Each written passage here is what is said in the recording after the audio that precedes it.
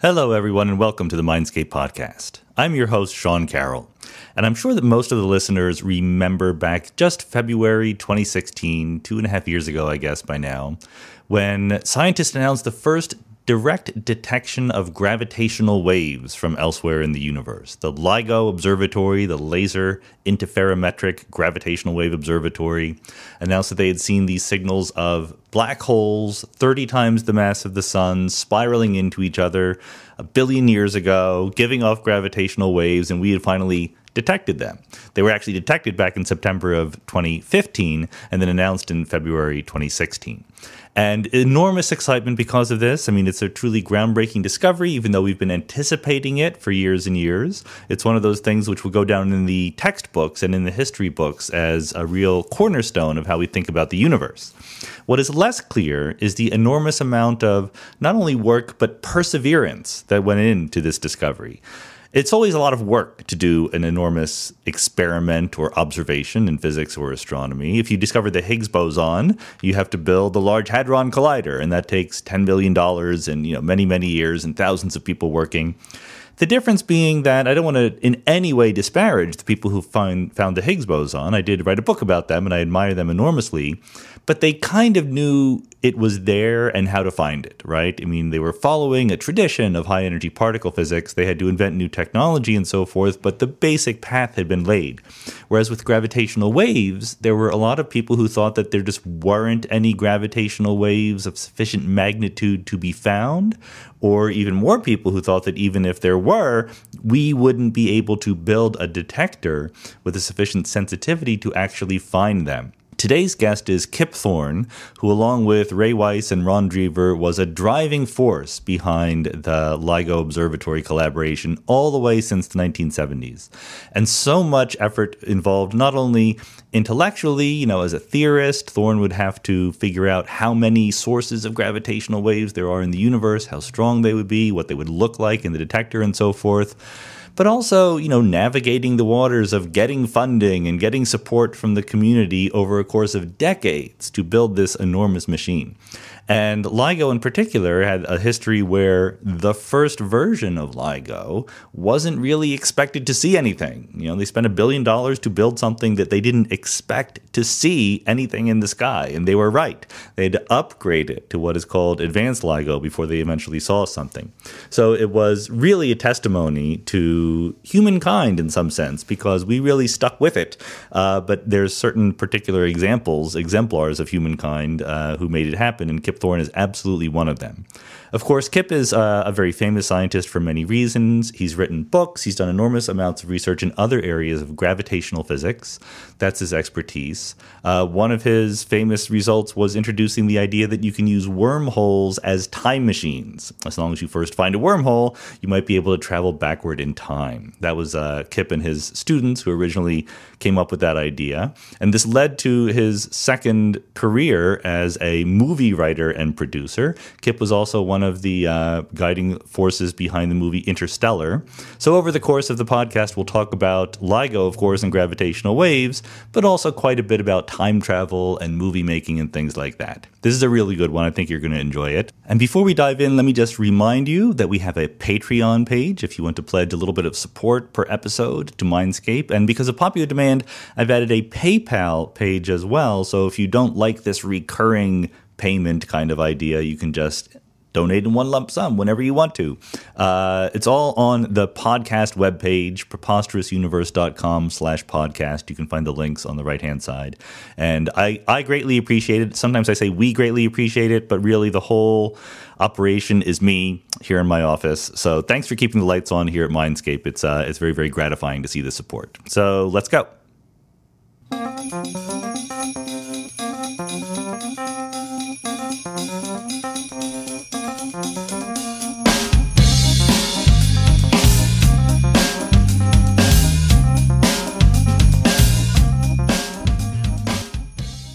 Kip Thorne, welcome to the Mindscape podcast. Wonderful to be here. I mean, among your other distinctions, I'm sure that you'll be very proud to know you are the first Nobel Prize winner to be interviewed for the Mindscape podcast.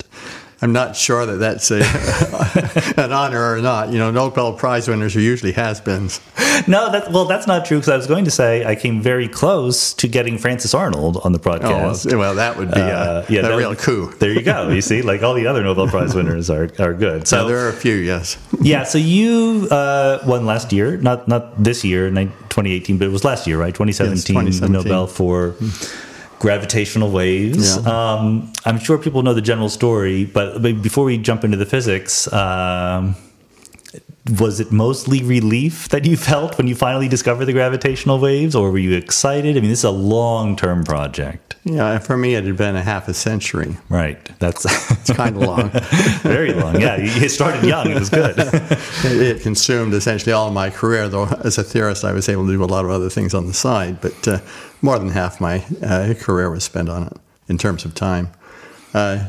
For me, when I woke up in the morning and I had an email from Christian Ott, a good friend and a member of the collaboration, saying, hey, go look at this such and such a website. We may have a detection. I went and looked at it. It was obvious. It was too good to be true. Something had to be wrong. It must have been what we call a blind injection to test the system. Right. You're faking yourself, right? You're faking yourself. Intentionally putting in fakes. That's the best way to test the system, is an end-to-end test where a group of about something like 3 or 4 members of the collaboration are assigned the task to go in and electronically wiggle the mirrors in this instrument, which is just precisely what the gravity wave would do. And then the wiggling mirrors send signal through the whole system, all the way through the electronics to the computer, and then through the computer to the human beings, and through the human beings to the point of writing a paper. And then after the paper is written, you discover, well, no, that was a blind injection. So we had been through that, and I figured this is a blind injection, obviously. Well, it wasn't, but we weren't absolutely sure for several months, really. So even you don't get told, right? Oh, no, not even. I might be the last one to be told. But, yeah, but it gradually became clear that this was probably the real thing. And my reaction was simply one of profound satisfaction that I had indeed put a huge fraction of my energy, of my career, in the right direction, in a direction that really paid off. So there's a kind of excitement you feel when you're told that your experiment has found something amazing. What about the excitement you feel when you hear you've won the Nobel Prize? Yeah, well, let me tell you about that. So it was October 3rd of last year, 2:15 in the morning. A telephone call came in from, I think it was the Secretary General of the Swedish Academy of Sciences. I was asleep, sound asleep. It woke me up. Though I had been expecting it. Okay. And I mean, by the way, for the audience out there, everyone in the physics world thought that LIGO would win the Nobel Prize. No. So at the other end, he announces himself. He says, it will not surprise you that we are awarding the Nobel Prize to Rainer Weiss at MIT, Barry Barish, and you at Caltech. And I responded, it does not surprise me, but I'm exceedingly disappointed. And he was a bit taken aback. Right, that's not usually what he hears. That's not usually what he hears. But I said to him, this prize should have gone to the LIGO team who pulled this off, right, and not to just 3 people. In this case, this could never have been done by the 3 of us. It really was a team effort. And I thought you had learned your lesson about this in the case of the Nobel Prize for the Higgs boson several years ago, where it should have gone to the team. Well, it went to 3 theorists and 0 experimenters. That's right. And it should have gone to the experimenter team, at least, and maybe some theorists too. But yeah. And so he said, well, we've been discussing that, but we don't do it. We don't give it to teams. Right. And he said, but we can continue this discussion in Stockholm. And so in Stockholm, we did continue. Right. And I told him in no uncertain terms, the Nobel Committee has an obligation to educate the public about the importance of collaborations, that there are some kinds of major scientific breakthroughs that can only be done by a big collaboration, and that the process of collaboration is absolutely crucial for success, and you're not doing a good job of educating the public about that. And he said, well, Yes, he said, I've been sensitive to this. There are a number of members of the committee that don't agree that our principal goal with the Nobel Prize is to educate the public about the importance of science, the value of science, what has been done. And 3 individuals are better icons for science than a big team. And so that's how the conversation went, and they're still struggling with this question of... I'll be honest, I get that argument. I don't have strong feelings one way or the other. I think that if your goal of the prize was to do the best possible job honoring good science, then it's clear that the large team should win. But, obviously, winning it does change the lives of the individual winners, but maybe the best public thing that it does is bring the excitement of science to a wider audience, and identifying some real human faces with that is the right way to go. I really don't know. Yeah, well, that may be the case, but the Breakthrough Prize, which is only in physics, but is a huge prize in I think physics. There's some biology version too. So, that's right. I guess you're right. Anyway, the Breakthrough Prize does it in a manner that with LIGO, they gave 2/3 of the prize to the collaboration, right, and 1/3 to 3 individuals, right. And I thought that worked well. Yeah, they give the Peace Prize to organizations. Peace Prize is a mess for other reasons, but and I know other prizes. My friend Brian Schmidt, who helped discover the accelerating universe, sort of insisted for some prizes that rather than it be himself, it should be the team. But the Nobel said, no, we don't work that way. Yeah. But it might change. I don't know. Do you think that they're open to changing down the road? I think some of them are open to change. And I was told they do have the power to change. This is not set in stone legally by Alfred Nobel's will. Yeah, apparently Alfred Nobel's will is very different than what they actually do anyway, right? Yeah.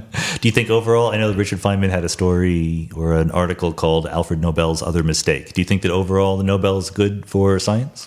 I think it is. It is more effective at reaching broadly throughout the world to non-scientists and giving them some sense of the importance, the power, and the beauty of science, more effective than anything else that we have. Yeah, and so 50 years ago, what were you thinking? Like, what was it? Well, I guess I want to ask, what was the opinion about gravitational waves and so forth? But for those out there in podcast land, what is a gravitational wave? A gravitational wave can be described heuristically as a ripple in the fabric or the shape of space, or of space and time, that is produced, in our case, by 2 colliding black holes, travels across the universe bringing information about its source.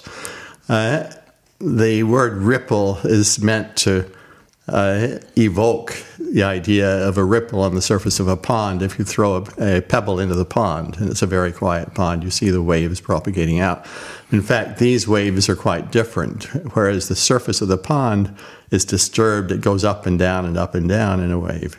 Here, what happens is space is stretched and then squozen in one direction, perpendicular to the direction the wave is propagating.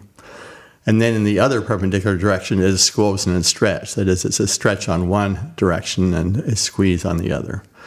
Now, what does it mean for space to be stretched and squeezed? We could just think of particles or little tiny asteroids out there floating in space as the wave goes by, and they're at rest with respect to each other initially, and they each ride on the stretching and squeezing space, and so they get pushed apart and then together, apart and together. So the distance between them changes. And this is something where people had talked about it for a long time. Einstein it sort of went back and forth, as I recall, right? Like his opinion about whether or not these were even a real thing changed over time. It did. There were times when he lost faith in gravitational waves, and very quickly, however, he recovered and realized, well, yeah, they ought to be real. But it was controversial among theorists who worked in relativity theory, at least among some fraction of the community, all the way up into the 1980s. And so really quite surprising it took so long for the community to totally sort this out. And what's so difficult about figuring it out? difficulty is you have a theory that's a mathematical theory, and it's a question of truly understanding the physical consequences of the mathematics. And to me, it was obvious, but I was of the younger generation, yeah. And so I was taught in what I would call the right way by my mentor, John Wheeler, to think about it. But to people of an earlier generation who struggled to understand the mathematics, it was not totally clear until after we started planning these gravitational wave detectors. Wasn't there a famous thought experiment by Feynman that was trying to show that gravitational waves were physically real? That's right. And so that's one of the compelling things in which he said, let's take a stick and we'll put some beads on the stick. And there's a little bit of friction between the beads and the stick. And when the gravitational waves go by, they move the beads back and forth because they can slide.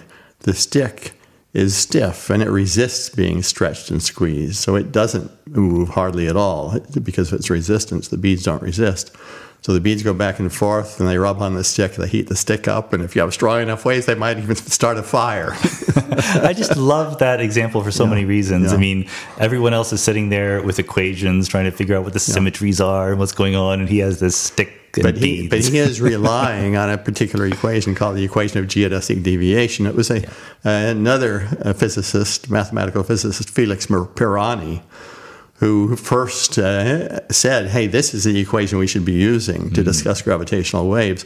And that was so Feynman's remark about this was at a conference in Chapel Hill, North Carolina, 1956 or 7. I think it's 57. 57, okay. It might have been 56. It was, anyway, Felix Pirani was almost that same time, just within a year or so that same time. So the people hadn't identified really the right way mathematically to discuss waves until then. And it was Feynman who, as far as I'm aware, who first gave this beautiful description, but it did come from the mathematics. And that's a remark about Feynman, who of course, was a close friend of mine. Yeah. Feynman would, at conferences like this, he would come up with some really remarkable statement that would startle people. And this was not the only one. If you would then afterwards ask Feynman, where did this come from? Where did you get this sudden insight? He would say, well, I did some long calculations back several years ago, just trying to understand how things work. And once I understood, I was satisfied. I didn't need to write a paper describing this. I just understood and I was satisfied. Just wait till the right moment at the conference to pull it out as a sudden insight. Right. No, but he was driven by his own personal curiosity. Yeah. And he had an enormous storehouse of information that came from the curiosity-driven questions he had asked to himself over the decades. I know about this. Among other things that this famous conference in Chapel Hill did is it helped launch the many worlds interpretation of quantum mechanics. Indeed, which I'm thinking about that. Because John Wheeler was Hugh Everett's advisor and Richard Feynman's advisor and your advisor. So and John Wheeler, who promoted this, didn't believe it. He didn't believe it. No, that's right. But anyway, that's a separate story. Separate story. That's another podcast. Yeah. So there was skepticism about gravitational waves. There was arguably even more skepticism about black holes back in the day. Indeed. And for the same reason, the issue of really understanding what the mathematics were saying was even harder in the case of black holes than gravitational waves. And so that skepticism also, that lasted, I think, up until the early 1970s when it was finally laid to rest. And that's about the time you started thinking about LIGO or gravitational waves more generally? That's about the time I started thinking about experiments. So I was thinking about theory of gravitational waves beginning in the mid-'60s when I was John Wheeler's student and just finishing working with him.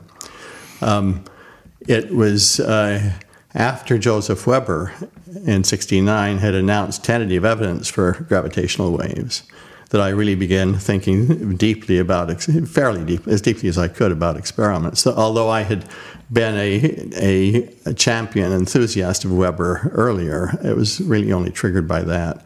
And it was 1972 that I wrote with Bill Press, a student of mine at the time, my first paper about a vision for what you could do with gravitational waves if you could detect them.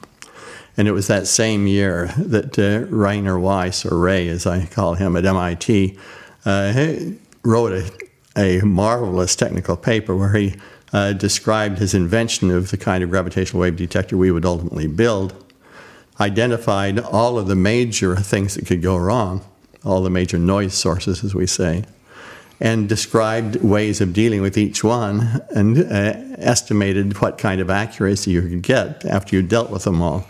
A tour de force. And that was really the beginning, I think, 72 for him and for me, of the research that led directly to LIGO. And so, a quick footnote, LIGO, for those who don't know at all, if you've not been paying attention, which is probably a tiny fraction of the audience, the Laser Interferometric Gravitational Wave Observatory that found gravitational waves. But also, for people who are not physics experts, let's talk a little bit about the difference between being a theorist, such as yourself, and being an experimenter or an instrument builder like Ray Weiss. Yeah, well, there's not a very clean distinction between the two, but most physicists work essentially entirely in theory, developing models for the universe or for things that happen in the universe, mathematical models, trying to understand the consequences of experiments that have been done in the past and the implication for things you might do in the future. But working with the mathematics and with physical intuition to try to deduce what's going on in the universe from observation and mathematical laws of nature. An experimenter designs experiments, builds apparatus to perform them in order to investigate the laws of nature and their predictions. So Ray Weiss, a consummate experimenter who also understands theory quite deeply, but focused his career on experiment primarily. He was the primary designer and inventor of these gravitational wave detectors, though the basic idea underlying them had been also found independently by other people even earlier. But he was the person who really built these and made them happen. I was a theorist who set some vision for where we might be going, but I also spent, along with my students, a lot of time and energy helping identify things that go wrong in these gravity wave detectors, and through theoretical calculations with the mathematics and physical understanding, identifying ways to deal with them. But I didn't go in and actually build the apparatus. Right, that's right. Yeah. Now you did, that was a long sentence that I think you might have, no, it was good, except I think that you might have said most physicists are theorists. And I think that you wanted to say most physicists are theorists or experimenters. Or experimenters, yes. But there's probably a lot theorists more. Or experimenters. But in my case, and I think this was essential, when I was a PhD student at Princeton, I had made a decision I was going to work in relativity. Relativity was a wonderful field. I thought it was going to take off. It had been moribund for several decades. And I knew it could really only take off if it had some experimental underpinnings. And so I actually spent much of a year working on experiment, just sort of to prepare myself so I could interact with experimenters. It didn't matter what kind of experiment. I happened to work in nuclear physics using a machine called a cyclotron. And then in terms of research groups at Princeton, I had worked within a theory research group led by John Wheeler. But I also participated in the weekly group meetings of an experimental research group that Ray Weiss was a postdoc in. Oh, okay. It was led by Bob Dickey, a different professor. And so I prepared myself for the possibility, the likelihood that I would be able to work at the interface between theory and experiment. Dickey's famous gravity group was partly responsible for major research in the microwave background back in the day. Yeah. Yes. Yeah. So let's skip ahead and then we can come back. But what was the final product of all this thinking? To explain to us LIGO, what it is, how it looks. So LIGO is a set of instruments called gravitational wave detectors or gravitational wave interferometers that are designed to detect these gravitational waves coming from the distant universe and extract the information they carry. So we could use that information to learn about the universe. Right. Each of these instruments is something that measures the stretching and squeezing of space, monitors the stretching and squeezing of space, monitors the pattern of stretch and squeeze. What we have is we have 4 mirrors. Each of them weighs about 40 kilograms, 100 pounds. That doesn't sound so bad. I could do this in my backyard, That's right? Why spend so much money? Right. Yeah, they need to be near perfect mirrors. Okay. And they hang from overhead supports by quartz fibers. I don't have any of those, but, Amazon would probably sell me some, right? That's right. And you put 2 mirrors along one arm of an L and the other 2 along the other arm. So you have 2 arms that are perpendicular with mirrors at each end of an arm. And when the gravitational wave comes along, it pushes the mirrors on one arm together while it's pushing the ones on the other arm apart. The amount of the push and squeeze is the relevant thing.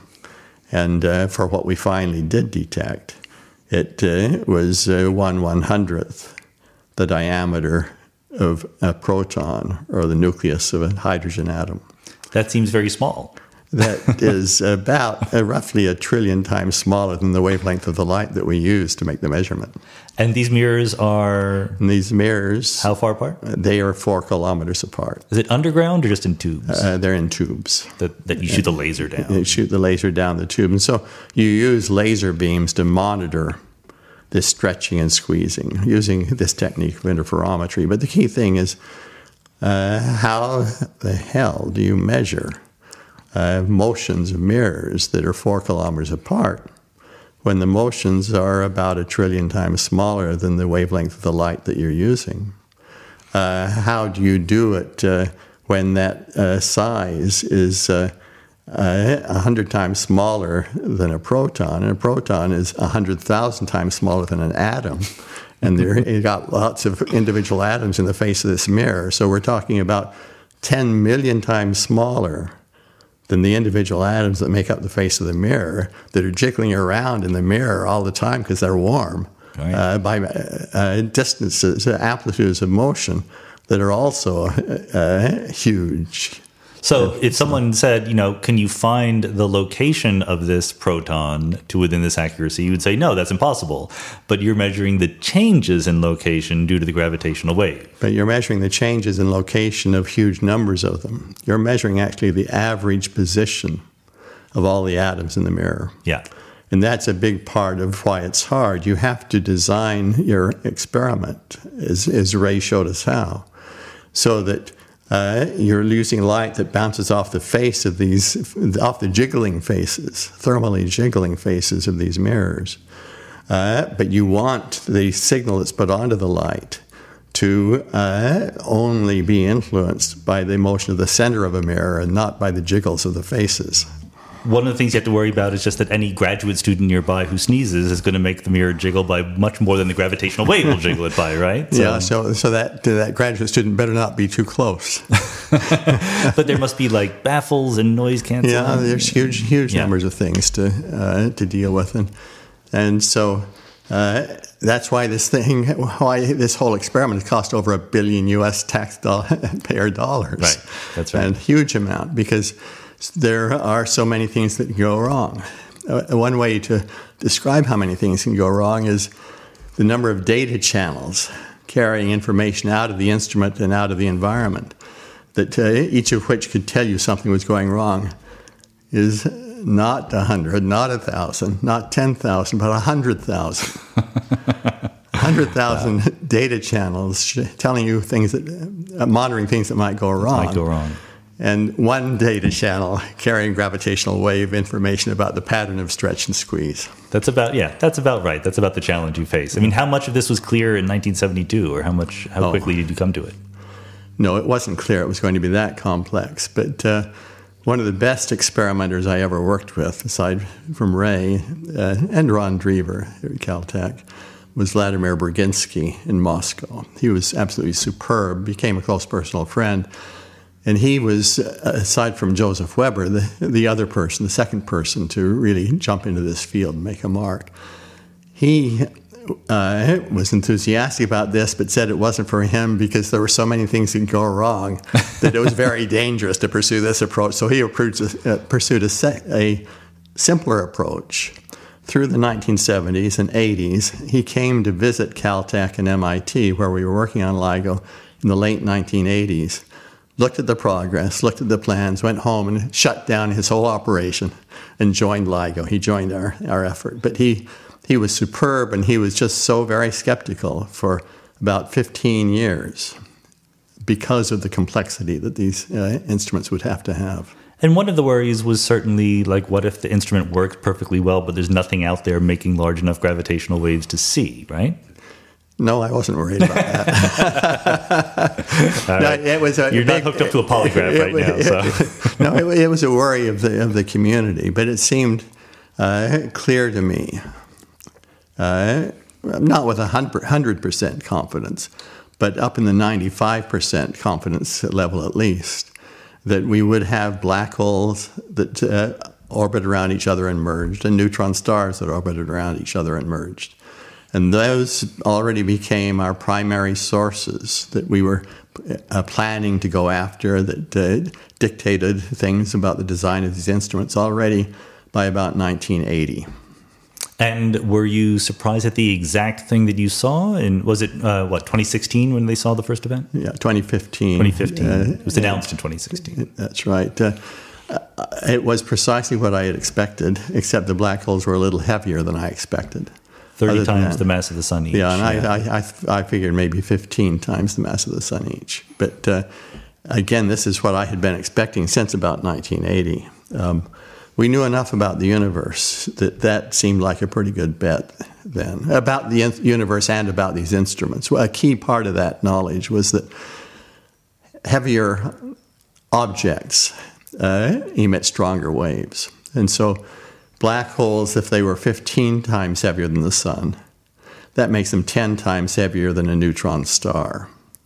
And our primary sources, we thought, were in fact the things we have seen: neutron stars orbiting around each other, colliding, black holes doing the same thing. With the black holes 10 times heavier, you can see them 10 times farther. That means the volume of the universe you can see them through is 10 cubed, the cubed for the 3 dimensions of space. Right. Greater, 1,000 times greater volume. And it just seemed very likely to me that the number of black holes, it would be less than neutron stars, but it would be less by a factor of maybe 100, not 1,000. And so that would be the first thing we saw. That is what we saw. And that's what I was aiming for as the most likely thing to happen. And these events are quite rare, sort of on a galaxy-by-galaxy basis, That's right? I mean, in our galaxy, how often do 2 30 solar mass black holes coalesce? Do you have a guess? 1 in a million years. Yeah, okay. Right. But there's a lot of galaxies out there. That's how we live, right? Precisely. What have we learned about the universe so far by these experimental results? Well, we've learned that black holes do collide and merge, that they do form binaries as we expected, similarly neutron stars. Let's not forget, we truly didn't know that for sure. No, we didn't know that for sure.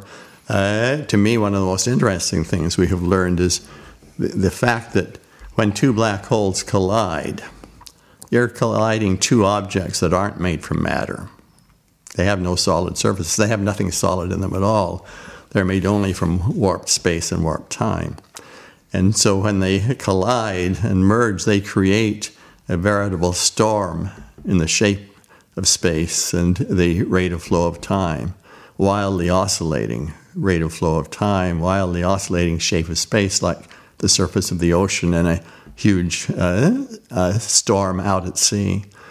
And we didn't know anything about storms in the fabric of space and time, even theoretically, until maybe 3 or 4 years ago. And just a little bit before we discovered gravitational waves from these things, the supercomputer simulations, solving Einstein's equations on supercomputers, began to tell us about these storms. We have now seen the waves from these storms. The agreement between the predictions of the simulations and the observations is absolutely remarkable. And so for the first time now, we have both a theoretical understanding and an observational verification of storms in the fabric of space and time. And I think that there's an aspect of this story that maybe isn't as popularly appreciated as it could be. We have general relativity, Einstein's theory of space and time. He gives us what we call an equation, Einstein's equation, but in some sense it's really multiple equations talking to each other, and it's very complicated to solve. And you can't get complicated, interesting solutions on pencil and paper. You need a computer. And just a number of years ago, the idea of getting accurate, real-world, useful numerical calculations from Einstein's equation seemed very, very difficult, maybe not feasible, right? Precisely. And the effort to create the technology and the techniques for these simulations for solving Einstein's equations on computers lasted just as long as our experimental effort lasted half a century. And in the early 2000s, well, in the 1990s, I was following that effort with great interest because I was expecting that the first things we would see would be colliding black holes, and we wouldn't be able to say for sure what we were seeing unless we had predictions, and predictions required these simulations. We would need the predictions to compare with the observations in order to deduce the details of what the black holes were doing, the details of these storms. And the progress was painfully slow. Right. I was chairing an advisory committee to the collaboration of all the leading groups in the world that were trying to do these simulations. And as the chair of their advisory committee, I was aghast at the slowness of their progress. I mean, it was very hard. It wasn't they were dumb. They were the best people in the world, but it was very, very hard. And so, in fact, I personally left the LIGO project in terms of day-to-day involvement in the early 2000s in order to start a effort at Caltech in doing these simulations in collaboration with what I viewed as the strongest group in the world, the group of Saul Tucholsky at Cornell. In the early 2000s. And it's not that I wrote computer code, any more than I built the apparatus for LIGO, but at least I had some sense of where we needed to be going and what questions needed to be asked and what accuracies needed to be achieved and so forth in these simulations. And so that's where I was putting my effort when the gravitational waves were discovered.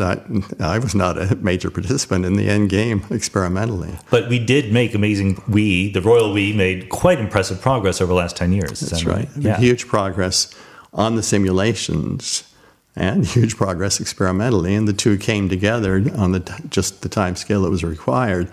And it was the marriage of the simulations with the observations that really led to our being able to understand in depth what was being seen. So where does a 30 solar mass black hole come from, much less a pair of two 30 solar mass black holes right next to each other ready to coalesce? Now you tell me. These were not expected. They were not expected. Of course, in many, maybe in most cases, when something unexpected is seen, theorists can come up with explanations. Right. And we have options. We don't just don't know options, which one's right. Yeah. That's right. Come up with options. And so my personal, the option that I think is most likely to turn out to be true is that you begin with smaller black holes that form inside what we call globular clusters or big clusters of stars. And they sink to the bottom of the cluster through gravitational interactions with the smaller stars, with the less massive stars. They sink to the bottom, they find each other, they collide and merge, and then that merged hole merges with another merged hole. Right. And you build up fairly quickly to 30 solar mass black holes. And these are very different than the supermassive black holes we have at the centers of galaxies. They are very different. So we're dealing with 30 solar mass black holes. The ones at the center of our own galaxy is about 4 million times the mass of the Sun. The one at the center of the Andromeda galaxy, the nearest big galaxy to our own, is more like 100 million times the mass of the Sun. So they are completely different kinds of beasts. Is there any hope for someday seeing those in gravitational waves? Yes, I'm sure we will see them. Will LIGO see them? No, LIGO doesn't have a prayer. LIGO so the bigger the black holes when they merge, the slower the oscillations of the waves as they pass, which means the longer the wavelength of the waves. And on the Earth, when you get down to those oscillations that are this slow, now we're talking about 10 minutes, an hour, 10 hours. Noise on the Earth is horrendous. Yeah, there's a lot of things happening on hour time scales. A lot of things happen on an hour time scale. It's hopeless on Earth. You have to get away from the Earth, far away from the Earth, and the noise on the Earth that comes from weather, humans, and so forth. And so that has to be done out in interplanetary space. And also, you would like to have your mirrors, or the equivalent of your mirrors, roughly 10 light minutes apart, right? That's right. And the Earth, how big is the Earth in light seconds? Well, it's about a tenth of a light second. Okay, there you go. A few tenths. About a tenth or a few hundredths of a light second. And so we had this plan when I was a kid. There was this plan called LISA to put satellites in space that would bounce lasers off of each other. And people then decided it was too expensive. But then you and your friends discovered gravitational waves, and there's an effort to bring it back. Do you have any idea how that's going? Well, I think the history is a little different from that. Oh, okay. I think the problem is that NASA had a big cost overrun on the James Webb Space Telescope, and NASA pulled out of a signed agreement with the European Space Agency to do this mission. Yeah, okay. It was not the first time that NASA pulled out of agreements with the ESA. The Europeans are getting accustomed to this. The U.S. is not a result of some of these big long-term missions. It's a result of the nature of our political system. It's not something that NASA can control. It's a result of the way the congressional election system and the way things swing with new administrations, unfortunately, for science. But anyway, so NASA pulled out, and then it was too expensive for the Europeans alone to do right. So they scaled the mission down. They made it less robust in a way that was really quite dangerous, but in order to be able to do it, now, as you say, now that gravitational waves have been seen by LIGO, but fast gravitational waves, rapidly oscillating, not the slow ones that LISA would see. Now that that's been seen, and the Europeans have flown a test apparatus that verifies that the most serious sources of noise that had been identified are under control. We expect LISA to be on a fast track. Very likely with NASA rejoining as a junior partner, not an equal partner. Well, that's what they get. Yeah, that's what happens. And in parallel, the Chinese are pushing very hard to do this, to do a simpler analog to LISA faster. Oh, okay. So they're the first ones to see these gravitational waves in space. Well, that can often be very, very useful, right? Like That's a quick, dirty thing just to see the scope of the land and then go back and do it right. Yeah. And this is, one of the things, again, we take for granted, but is worth emphasizing is here's Albert Einstein 100 years ago, almost a little bit over 100 years ago, from very, thought experimenty kind of inputs, right? Like there was no data that said, you have to throw out Newtonian gravity, roughly speaking. But he had principles. He knew about special relativity. He knew about other things that he wanted to be true, the principle equivalence, and he came up with general relativity, which both you and I have written textbooks about, by the way. We're competitors in that way. Well, hardly competitors. My textbook was written decades before your textbook. So you sold a lot more copies than I have, yes. Yeah, we don't sell today nearly what you sell, I think. They're making younger ones, I'm sure. But and he was right. And in some sense, not only was he right about the predictions for the experiments, which it took us, like you say, years to figure out, but the fact that space-time is curved and that curvature is gravity, we're still learning about what that really means at a deep level. Is that fair to say? Yes, I think that's very fair to say. What do you think is the future of what do we need to learn about space-time and general relativity, even though we have the equation written down? Well, thus far, the key thing, the recent thing, and the thing that excites me for the next 5 years, maybe a little longer, is understanding these storms in the shape of space and time. So, for example, we've come to understand first through computer simulations and then understanding it in the equations directly, that sticking out of each spinning black hole is a twisting vortex of space. It's very much like the twist of a tornado. So two tornadoes sticking out of a black hole. One of them at the north pole of the black hole, it has a counterclockwise twist of space. South pole, a clockwise twist of space. And these vortices, when you have two black holes collide and merge, you wind up then with four vortices sticking out of a pair of of the merged black hole, plus two more vortices that are created by the orbital angular momentum. So you can have as many as 6 vortices sticking out. Black holes don't like to have any more than 2 vortices, and so these vortices have to fight with each other in some manner and do a shakedown to 2 vortices. So there's very interesting behavior of empty space. We had no idea about this until we saw some of this in simulations and then started thinking about it theoretically. So these black holes are spinning very rapidly. We say those words, but really, just like you said, it's empty space. It's as if it were spinning very rapidly, right? So if I fall into one of these black holes, can I travel across the universe? Probably not. Almost certainly not. Well, how would I then travel across the universe if I wanted to do that? I think this is a leading question because I know, a famous colleague of yours back in the day asked a similar question.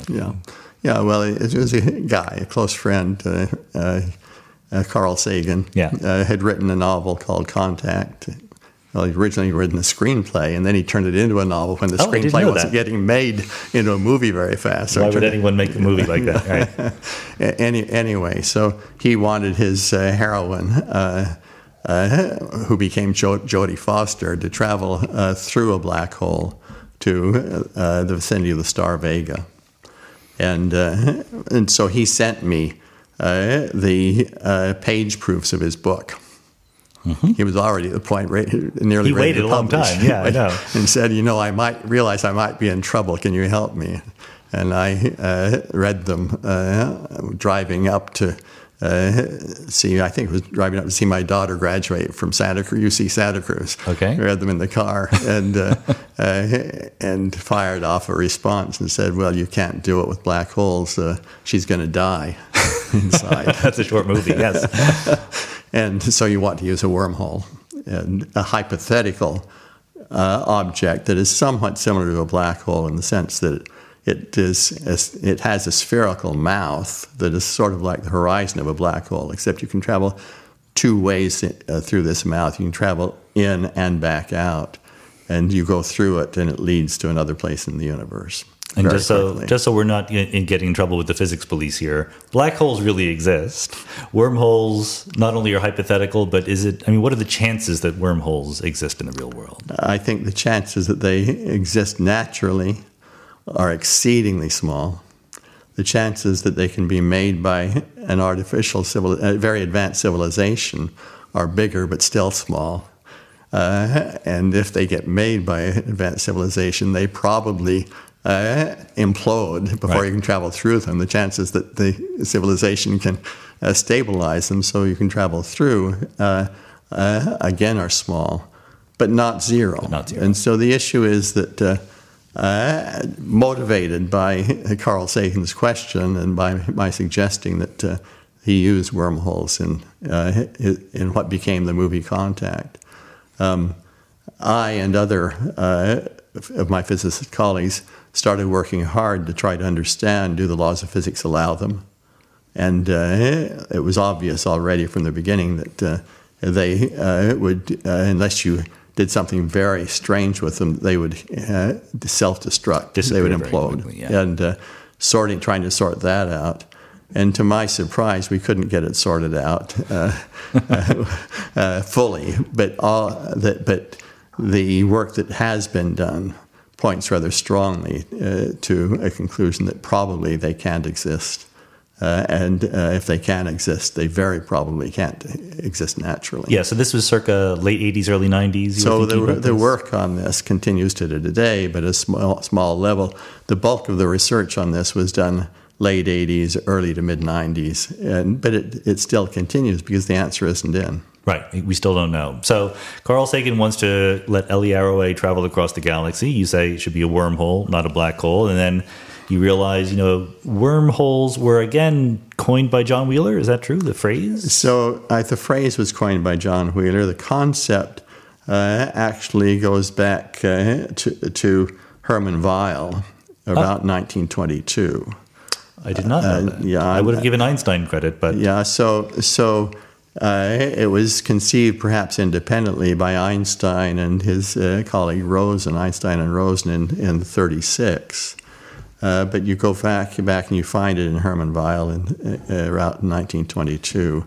But it was John Wheeler who really pushed hard to understand these initially, because he had intuition, which may have been right, that on very small scales, what we call the Planck length, the scale where space and time as we know them must become probabilistic. They fluctuate like anything in the universe fluctuates due to quantum physics. On those very small scales, John Wheeler argued that you would likely find a froth of fluctuating wormholes. Right. And so that was his central focus. There's this rough problem. Maybe this is getting a little bit too technical, but I can't resist. So Einstein gives us this equation for general relativity, Einstein's equation, and we might want to say, well, why can't you just solve the equation? And part of the problem is there's a left-hand side which says space-time is curved, and there's a right-hand side which says there's stuff in the universe, matter and energy and so forth, causing space-time to curve. And the left-hand side with the curvature is very pretty and understandable, and the right-hand side with stuff is kind of a mess. Is that about why we don't understand wormholes very well? Well, that's maybe a piece of it. That's a piece of it because although wormholes are things that are made from warped space-time without matter, if you have them made from warped space-time without matter, then they self-destruct. Right. So you have to put some kind of matter in them to hold them open. And that's where it becomes tough. It's where the rest of physics becomes, and that's all a messy, terrible thing. But the other issue, and this was the issue for Wheeler, is that when you get down to these very tiny length scales associated with quantum effects, that there you don't even know the correct laws of physics at all well. And so then you have to start speculating. And that's where he gave, I think, some pretty plausible arguments that you would have this quantum foam of fluctuating wormholes. But there the problem is you don't understand the laws of physics. For a big wormhole, you don't understand the matter well enough to be sure that whether you can hold the wormhole open with it. But if you have a big wormhole and you can use it to travel across the galaxy very quickly, don't you worry, because special relativity says I can't go faster than the speed of light. It's like going backward in time. Oh, come on. I'm leading you down sure somewhere. You can go faster than the speed of light. We all know. But not locally. Right. So let's be more precise. Yeah. Okay. So the universe is expanding, as we know. You're a cosmologist. You understand this far better than I do, Sean. And the most distant part of the universe is moving away from us faster than the speed of light. So we can't see it because light can't get to us from it, but it's doing it. And so what the speed limit really says is that if you have two objects that are close enough to each other that there's no significant warping of space and time between them, then they can't move faster than the speed of light with respect to each other. But when you've got a wormhole, you've got lots of warping of space and time, and all bets are off. Right. So you can just... And ever since, I don't know if Contact was the first movie to use wormholes to get people across the... But and now every movie does it, so Star Trek has done it and everybody else. But then, I don't know whether it was you or your collaborators, but you began to realize that if you can travel across great distances of space, maybe you can also go backward in time. Yeah. So that was me in this case. I mean, other people had... working in relativity had seen other ways that you might be able to go backward in time. This was just one more way, but one that became particularly popular, maybe because of Contact.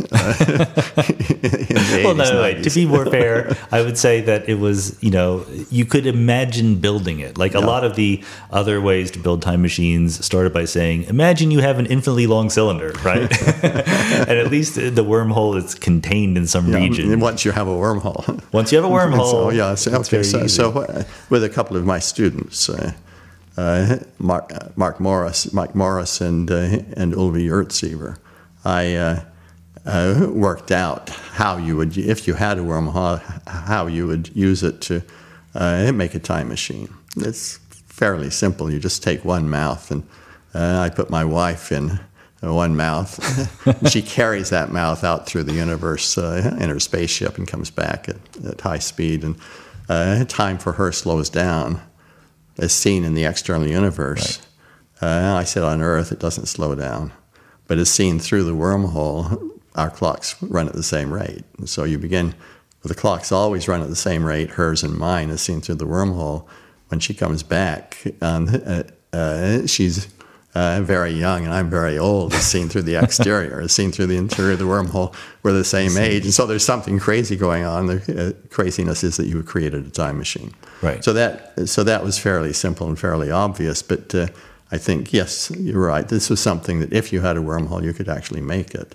And so then the question became, what did the laws of physics say about this? Could you really do it? And there comes in the key thing that things, if you're an engineer in a very advanced civilization, and you can do anything that is allowed by the laws of physics, you've got to look at more than the laws of relativity. The laws of relativity say, yeah, sure, you can make a time machine. Yeah. But you've also got to look at the laws of quantum physics and the behavior of matter. There's always going to be some matter present because of quantum physics. There's always at least a little bit of fluctuating matter present. And so you then ask, okay, now you've got a wormhole, you turned it into a time machine, relativity allowed it. What did quantum physics do? What did it say? And the answer is that quantum physics says with high probability that the wormhole is going to self-destruct the moment you turn it into a time machine. It seems like from various different perspectives, the universe is kind of reluctant to let you build a time machine. It does seem that way, doesn't it? Would it bother you if we could build a time machine? I mean, there are logical paradoxes involved, right? Can we wriggle out of those? Anything that says that the laws of nature are different than you expect is wonderful. You're going to learn wonderful things. Is that how you knew in the early 70s to think about gravitational waves? Because you visited back yourself in the past, gave you a hint? Well, So then you immediately do worry about paradoxes. And so that's what I did with students and colleagues. And so we asked ourselves, okay, suppose you do have a wormhole, you did turn it into a time machine successfully, it didn't self-destruct in the process. Then how do you deal with these paradoxes? How does nature deal with these paradoxes? And so what we did was a dear colleague of mine and yours, Joe Polchinski, who just passed away, sadly, fairly recently, right. A really great theoretical physicist. He had been a student of mine decades ago. And Joe sent me an email. I think it was an email. Maybe it was a letter in those days. This is about the dawn of the early email age, yeah. And he said, here's a little thought experiment. You send a billiard ball into a one wormhole mouth, and it comes back out of the other mouth before it went in, and it hits itself and prevents itself from going in. How do you solve that paradox? So we call this Polchinski's paradox. And so together with some students, I worked out what does nature say about Polchinski's paradox. And we found that there are multiple ways that nature can get out of it. Okay. The billiard ball goes in. It gets hit a very gentle blow by itself on its way in. So it goes in, it comes out on a slightly different trajectory than it was supposed to, and hits itself a very gentle blow. And so everything's all right. But there are a number of different ways that can do these gentle blows, and so you wind up with more than one solution to the laws of physics instead of just one solution. Where you thought there were none, you thought there's no way, no answer to what happens to the billiard ball when it goes in, because you've got a paradox. At first sight, you say the billiard ball goes in, it comes back out, it hits itself and prevents itself from going in. That's the trajectory. And then you find a trajectory where it's modified itself, and then you find another one, and then another one. And in the laws of classical physics, there had not ought to be multiple solutions. When you pose initial conditions, there should not be multiple answers. And so then you go to quantum physics, and you ask, what does quantum physics say? And so it becomes a very interesting game intellectually, trying to figure out how does nature get out of this. And it's much easier to deal with this with billiard balls than with human beings who go back in time and try to kill their grandparents. That's the more common thing. But Joe is a good physicist, honed in on the simple physics problem. So it's interesting because on basic features of sort of logical consistency, we would not want to have a true paradox where two incompatible things happened. And you're saying that it seems that at least at the classical level, what nature gives up on is not logical consistency, but predictability. There's more than one possible way out. But then we pay attention to the fact that the world is really fundamentally quantum at the bottom. And so where you have these multiple solutions classically, you go in and analyze them quantum mechanically. And what is you and I would call a WKB approximation. This is getting jargony. We'll footnote that. Okay, there's a good approximation scheme we can use. Anyway, and so you see that the quantum physics probably has a solution to get around this, and there's probably one unique solution. So my bottom line with this, and my problem is that I was just deep into this and felt like I was making some progress in understanding how you would deal with paradoxes when LIGO got funded. And I said, do I spend my rest of my career now working hard on making gravitational waves a success, or do I think about time travel paradoxes? I love time travel, but you made the right choice. But when you mentioned quantum mechanics there, just because I know probably some people know a little bit about the idea of branching the universe off because you have a time machine and creating a new timeline. And that's not what you're talking about, is that right? No, it's not at all what you're talking about. You're just using quantum mechanics to find the one consistent, most probable trajectory of what actually happens. And so what you really want to do is ask, how do you formulate quantum mechanics in the presence of a time machine? Right. And in fact, there is a way to do it, and it's using a formulation of quantum mechanics due to our dear friend Richard Feynman. Yeah. And but a generalization of Feynman's ideas due to his colleague Murray Gell-Mann and Jim Hartle. And so the tools are there. Very Caltech-y feel about it. Very Caltech-y field. That's right. Well, with Hartle, it's Caltech in Santa Barbara, but. The tools are there to do this. But wasn't Jim a grad student at Caltech back in the day? He was Murray Gell-Mann's grad student. Yeah, all right. So and John Wheeler's undergraduate and postdoc. Okay. But anyway, you can formulate quantum mechanics in a way that handles all this in the presence of what we call a closed timeline, in the presence of a time machine.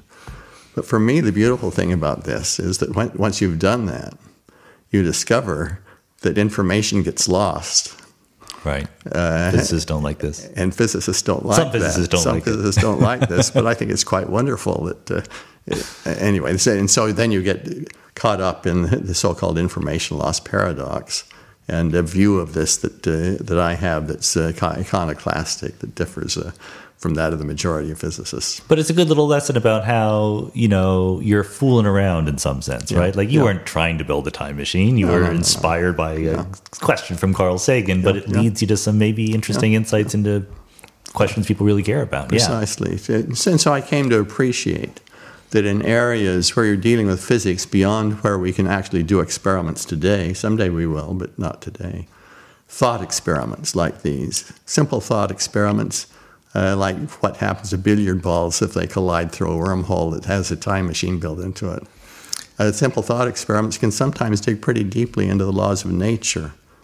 And nevertheless, I remember a footnote or the acknowledgments in one of your papers saying that the National Science Foundation wouldn't pay you to work on this anymore. That was a half tongue-in-cheek remark, only half. So the story is that I was working on this in parallel with gearing up to build LIGO. And we had our major funding for LIGO, in the end, $1.1 billion for LIGO, coming from the National Science Foundation. And I had a conversation about this research with Richard Isaacson, a superb director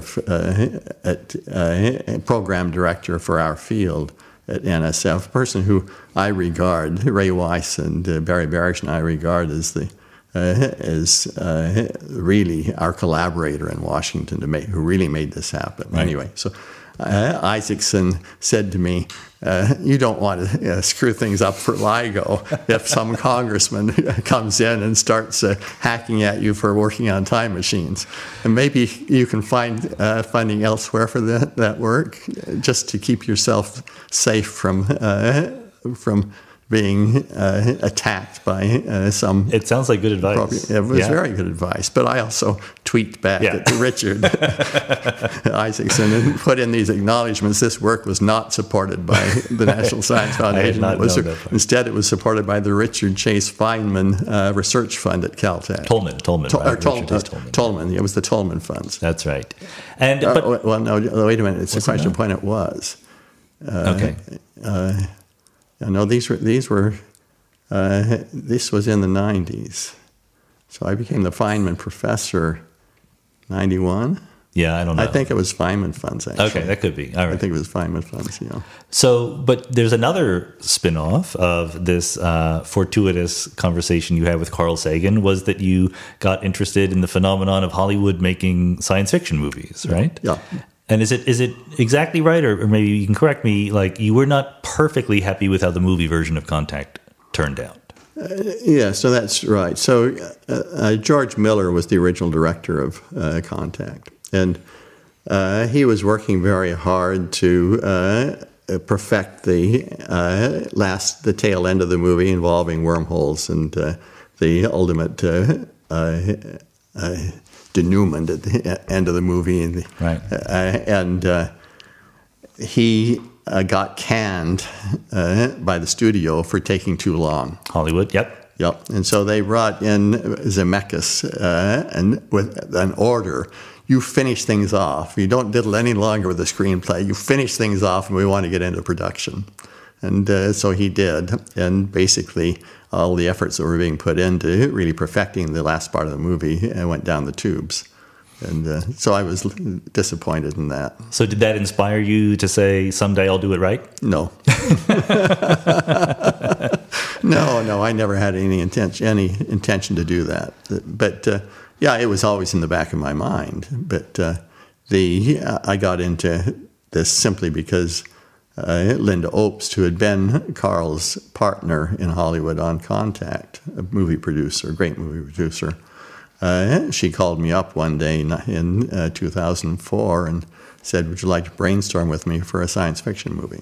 Okay. And that's what led to Interstellar. That's what led to Interstellar. But I had no plan to do that. So we just, we have Hollywood people on the podcast, so we don't need to, rehearse the entire process. But how do you go from brainstorming to seeing your name up there as an executive producer? Oh, that happens by having a very good attorney. Important lesson for the young Hollywood strivers out there. Yes, absolutely. So Linda said to me, once we had brainstormed, and she had brought on a studio which bought an option to make the movie from the treatment that she and I had created through brainstorming. The treatment is just a description of a story, and in our case, of science embedded in the story. So she brought in a studio, and she said, you have to negotiate with the studio. You can't do it yourself. You have to have an attorney. Okay. So with the help of a Caltech president who went to a member of the board of trustees who was well connected in Hollywood, I got a great attorney, Ken Zifrin. Good to know people in high places. And Ken negotiated and got me an executive producer credit off the bat based on the brainstorming that we had done initially, and on the expectation that I would stick with the project all the way through and would be the lead science advisor and realize the vision that Linda and I had formulated of a film with science embedded deeply into it from the outset. And what happened? What was the first step? Was it getting the director or the screenwriter? Or? So Linda brought on, the story is that Linda brought on Steven Spielberg to direct it, and the two of them were both with Paramount at the time, and so then they brought on Paramount. Steven then was the director through the early creative phase on making the movie. early creative phase lasted for a few years, they brought on Jonathan Nolan, or Jonah as he's known to his friends, to write the screenplay. Jonah had written a couple of screenplays previously with his brother, Christopher Nolan, but that was the extent of his experience in Hollywood. Since then, he has created Person of Interest and Westworld. And he's doing okay. He's doing okay.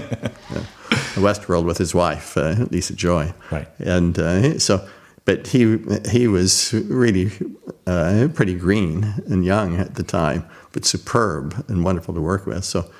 So he went through 3 drafts of the screenplay. Then Stephen always carries more movies in the creative phase than he can possibly make. And crunch time came, and he was going to make Lincoln. Okay. Or he was going to make Interstellar.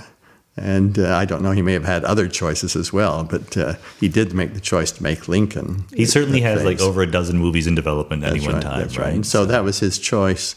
And Christopher Nolan, being Jonathan's brother, had said to Linda, before Stephen dropped out, he had said, if Stephen drops out, I would be interested in considering making this movie. Pretty good backup possibility, just to have in your knowledge. And so when Stephen dropped out, then Linda and Paramount started to try to negotiate with Chris.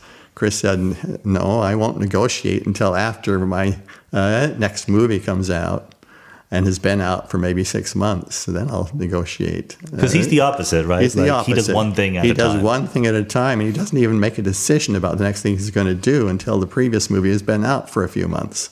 He sees how it's been done. He's gone through all of the publicity on it and so forth. And then he starts thinking seriously about what he'll do next. And so we waited for 2.5 years while he did Batman: The Dark Knight Rises. Right. And then after a few months after that came out, he negotiated seriously with Paramount.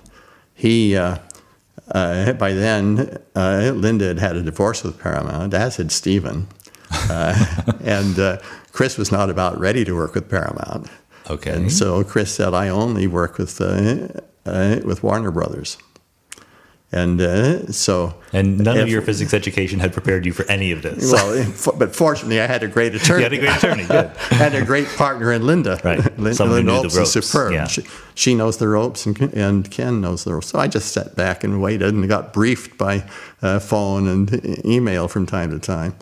And so anyway, it was obvious that Chris was the person who should make this movie, obvious to everybody. And so Paramount negotiated with Warner Brothers that Warner Brothers would have the rights, all the foreign rights to this movie. Paramount would have the domestic U.S. rights, and they would do it jointly, but the production would be in the hands of Warner Brothers, because that's where Chris works. That's his home. Okay, and that, and yeah, as you say, this is not part of my training. So I watched this all. A wonderful education, right? Yeah, real education. Yeah. And speaking of education, you figured out you had some good science projects come out of the attempts to get the science right in the movie. Right? Yeah, and so I very much enjoyed working. Well, I enjoyed brainstorming with the Nolan brothers. I enjoyed my interactions with the actors, and particularly with the computer graphics team at Double Negative Limited in London, led by Paul Franklin, who was one of the founders and leaders of Double Negative. And together then, at Christopher Nolan's request, enthusiastic request, which I was expecting, he wanted everything that involved visualizations of black holes and wormholes and astrophysical objects to be done as accurately as possible through computer simulations and solving the equations for propagation of light from the source of the light through the environment to an IMAX camera, through the optics of the IMAX camera, with all of the vagaries of the optics of the IMAX camera, to the film at the end. And so that was how it was done, and I provided the equations for the propagation of the light to Oliver James, who was the chief scientist at Double Negative, and he programmed the equations. And the artist there created the images of the sources of the light, and it all came together quite beautifully. And I remember, if I remember correctly, you saying that not all the science in the movie might be plausible, but it's absolutely compatible with what we currently know about the laws of physics. Not everything, almost everything. Almost everything. Well, that's better than average. So the agreement between Christopher Nolan and me from the outset was, I told him I wanted everything to be compatible with the laws of nature, and he said, I'm enthusiastic to do that, as long as it doesn't get in the way of making a great movie. Which is fair. It was fair. That's perfectly fair. Absolutely. And he was afraid, however, I would play the role of science police. Right. And I was afraid he wouldn't respect the science. And within a few hours of brainstorming together, it became obvious that we were on the same wavelength, that we could work together as beautifully as I had worked with his brother on the screenplay. And it became a marvelous collaboration. There did come one point when we had had these wonderful images of the wormhole and of the spacecraft traveling around and around the wormhole. And then they had to make the computer graphics for the trip through the wormhole. And I got a telephone call from Christopher Nolan and said, Kip, would you come over to my house? We got a problem. Okay. And I went over and he said, we've tried various sizes and shapes of wormholes. This is what the trip through the wormhole looks like with this shape and size of the wormhole. That's what it looks like with another one. None of them are very exciting. They're all pretty dull, and because they would be, actually, they would right? Be, because they would be. Truth. And so he says, so what do we do? I said, you use creative license, and that's the one place where there was a substantial departure from what things would really be like. Everywhere else, there were a number of other places with little departures. Yeah. If you want to know all of the places that I was aware of at the time the movie came out, there were a few I missed, where there were little glitches with regard to the laws of physics. You go to my book, The Science of Interstellar. Yep. First, you buy the book, The Science of Interstellar. And for Christmas presents, too, yeah. Anyway, you go to the subject index, but you look up a person in the subject index. You look up Christopher Nolan, and then under Christopher Nolan in the subject index, you see all of the compromises that he made with the science in order to make a great movie. So your conscience is clean now. It's also with most books that I've written over my career, there are little gems like this hidden in them. That's a good thing to do. And you, if you may find them if you're clever in an index. Or you may be told. The authors have to keep themselves entertained as well as everybody else. Yeah. So do you have another movie in the I do. pod? Yeah. Stephen Hawking and Linda Obst and I wrote the treatment for a follow-on movie several years ago before Stephen passed away. And we're very enthusiastic about the movie. Again, a science fiction movie, again with science, real science built into it.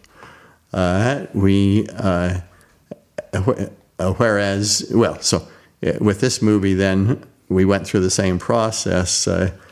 Linda identified a studio. We sold an option. Well, she and your lawyer, lawyer, Ken Zeffrin, and his team sold an option to make the movie from our treatment to a studio. The studio hired the screenwriter that we wanted. They now have an offer out to the director we want. Okay. And it may go forward. But I'm not allowed to say anything more than that. It's probably more than I'm allowed to say. Not even asking, but probably that much is on IMDb already, right? So much goes out now. So you've enjoyed the process. I've enjoyed the process very much, very much. And I should say with Interstellar, the Nolan brothers changed the story so much. It wasn't Linda's and my story at all. We didn't even, in the way things work in Hollywood, if you've written the story for a movie, then you go and you ask the Screenwriters Guild that you want a credit for story by. We didn't even ask for a credit for story by, because they had changed the story in very positive ways. We were enthusiastic about the changes they had made. So this wound up as the Nolans movie, but with a science that came from Linda and me, and then additional science from the brainstorming with the Nolan brothers. in this second movie, so far it's followed pretty closely the story that we began with in the dream. So maybe Stephen and I and Linda will get credit for story by. We'll see. Well, Kip Thorne, I think that one thing everyone who's listened to the podcast will be able to say is you've been very successful. You've had a great life. I've had great fun. Yeah, and I love the variety of it. We didn't even get into the various books that you've written, but great science, a little bit of fun living here in LA. Yeah. It's been a great conversation. Thanks so much for being on the podcast. Thank you.